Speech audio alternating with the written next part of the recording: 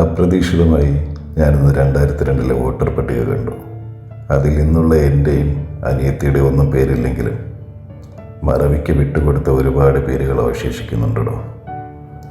എന്നും വൈകിട്ട് മിഠായി വാങ്ങിച്ചു തരാൻ കവലയിൽ കൊണ്ടുപോകുന്ന മുത്തശ്ശൻ്റെ, ചുളിവാർന്ന കൈകൾ കൊണ്ട് പുകയെടുപ്പിൽ ഊതി പലഹാരങ്ങൾ വച്ചു തരുന്ന മുത്തശ്ശിയുടെ, അന്നെനിക്ക് ഒരുപാട് കളിപ്പാട്ടങ്ങൾ നിർമ്മിച്ചു തന്ന അസുഖം വന്ന് മരണപ്പെട്ടു പോയ മാമൻ്റെ, അന്ന് കുരുത്തക്കേട് കാണിച്ചാൽ വഴക്ക് പറയുന്ന വേലായുധേട്ടൻ്റെ, അങ്ങനെ ഒരുപാട് പേരുകൾ. കണ്ണുകൾ നിറഞ്ഞൊഴുകിയപ്പോഴാണ് ഒരു കാലത്ത് എന്നെ അത്രമേൽ സ്നേഹിച്ച അവരെയൊക്കെ അടക്കം ചെയ്ത തറവാടിൻ്റെ ഭാഗത്തേക്ക് പോയത്. പക്ഷെ ആ മണ്ണിലൊക്കെ ഇപ്പോൾ പുതിയ വീടുകൾ വന്നിരിക്കുന്നതോ.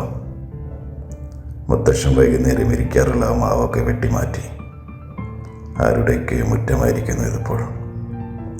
എൻ്റെ മാമൻ കിടന്നുറങ്ങുന്ന മണ്ണൊക്കെ രണ്ടതിരുകളായി മതിൽ കെട്ടി തിരിച്ചിരിക്കുന്നു. ആ മണ്ണിൽ നോക്കി ഞാൻ എൻ്റെ നിറഞ്ഞൊഴുകുന്ന കണ്ണുകൾ ഒരു നിമിഷം അടച്ചു. അപ്പോൾ ആ പഴയ തറവാടിൻ്റെ മുന്നിലൂടെ ഓടുന്ന എന്നെ കാണാം. മുറ്റത്തിൻ്റെ അരികിലായി എൻ്റെ ബാല്യത്തിലെ മുത്തശ്ശിയുടെ കോഴിക്കുഞ്ഞുങ്ങളും ആടുമൊക്കെ ഓടി നടക്കുന്നുണ്ട്. പറമ്പിൽ ഒരിടത്ത് നിന്ന് അമ്മ വിറക് അടുക്കി വയ്ക്കുന്നത് കാണാം. മുറ്റത്ത് ഓടിക്കളിക്കുന്ന എന്നെ നോക്കി മോനെ ഓടിക്കളിച്ച് അവിടെയൊന്നും വീഴല്ലേ എന്ന് പറയുന്ന മുത്തശ്ശൻ്റെ ശബ്ദം കേൾക്കാം. ഇല്ല, പറ്റുന്നില്ലടോ. കരഞ്ഞൊഴുകുന്ന ഓർമ്മകളുടെ ഉപ്പുനീരിന് എന്തൊരു നോവാണ്.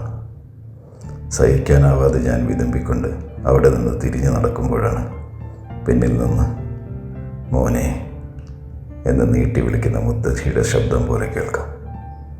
ചില ഓർമ്മകൾ അങ്ങനെയാണ്, നമ്മളറിയാതെ നമ്മളെ കരയിപ്പിക്കും.